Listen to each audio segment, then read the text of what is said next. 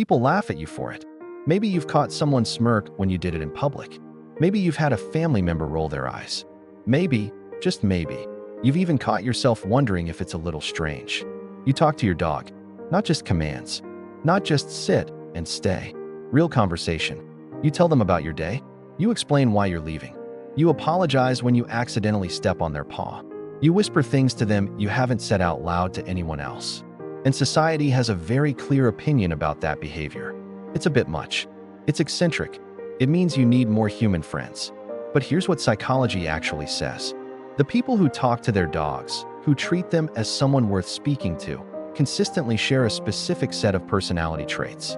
Traits that are rare. Traits that are genuinely difficult to develop. Traits that most people spend their entire lives wishing they had more of. This video isn't just about dogs. It's about what your relationship with your dog quietly reveals about who you are, and why that matters far more than anyone has ever told you.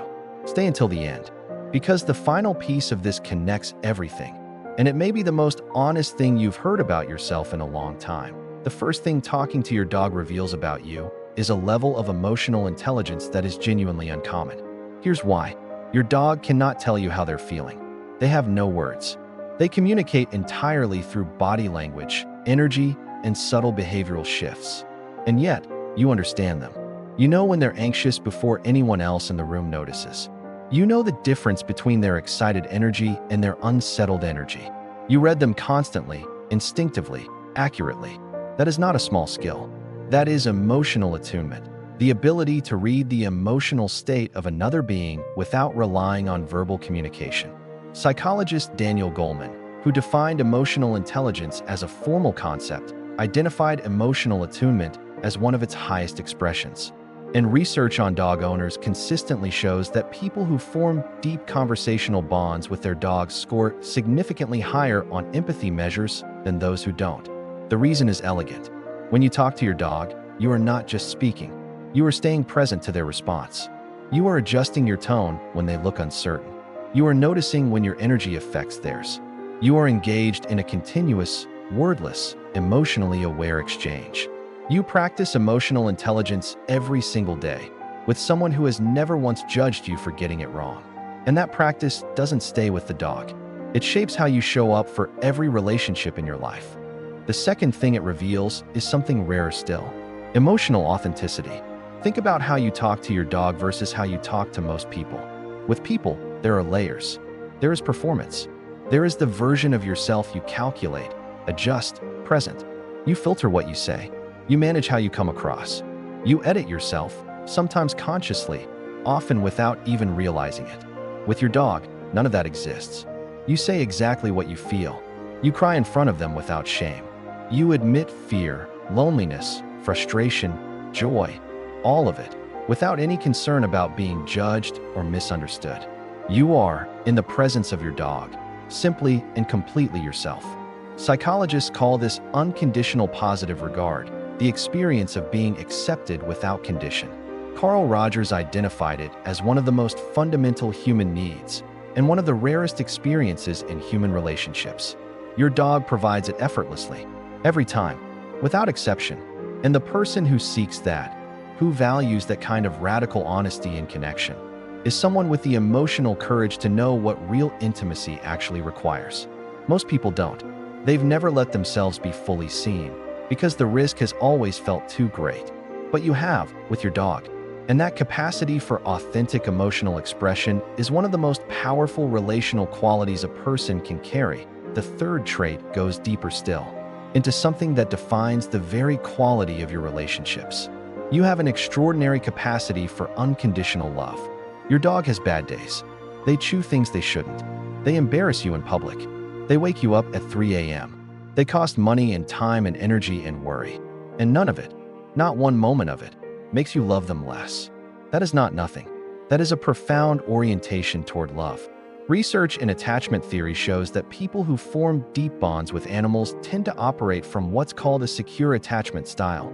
They love without constant fear of loss, without needing the relationship to be transactional, without withdrawing affection when things get imperfect. They love because they love, not because of what they receive in return. That quality extends beyond your dog. The people in your life who have truly felt loved by you, not managed, not performed for, but loved, have felt something most people never fully experience. Because you don't love halfway. You love the way your dog loves you, completely, presently, without condition. And in a world where most love comes with fine print, that is extraordinary.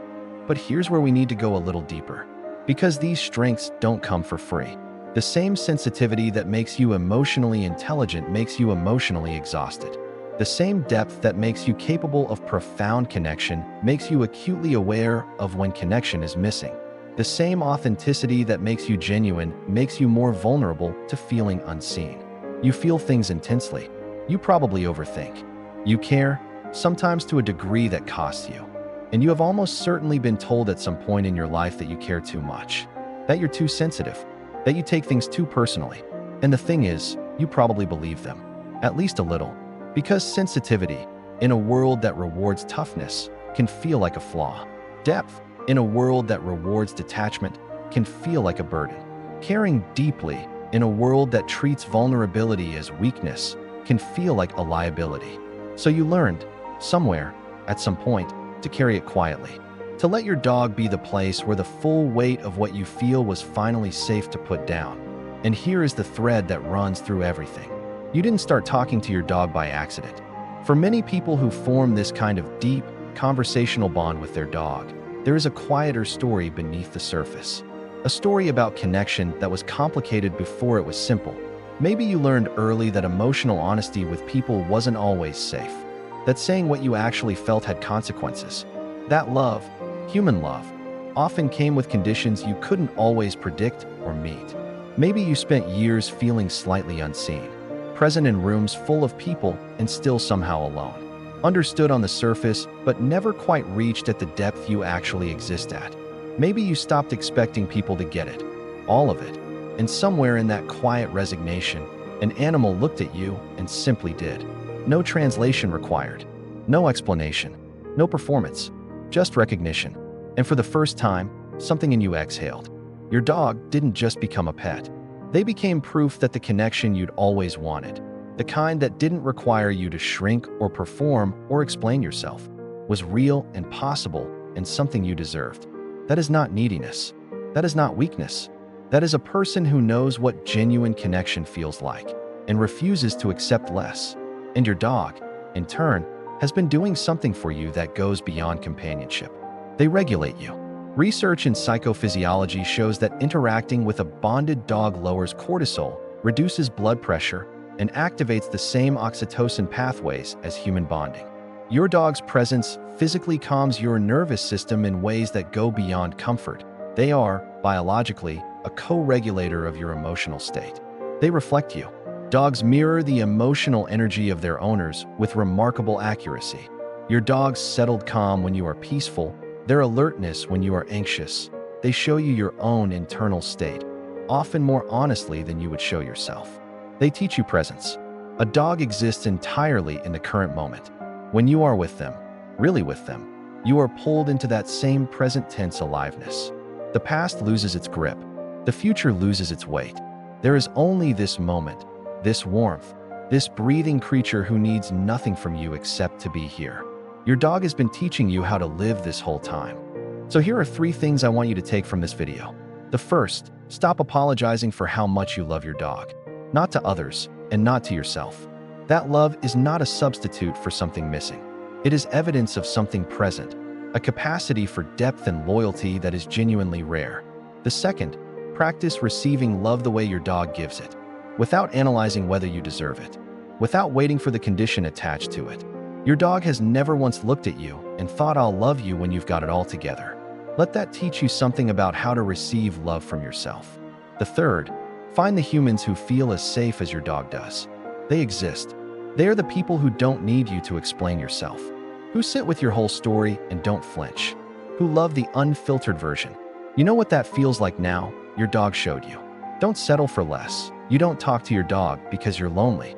You don't talk to your dog because you lack human connection, or because you've confused an animal for a person, or because something is missing in your life.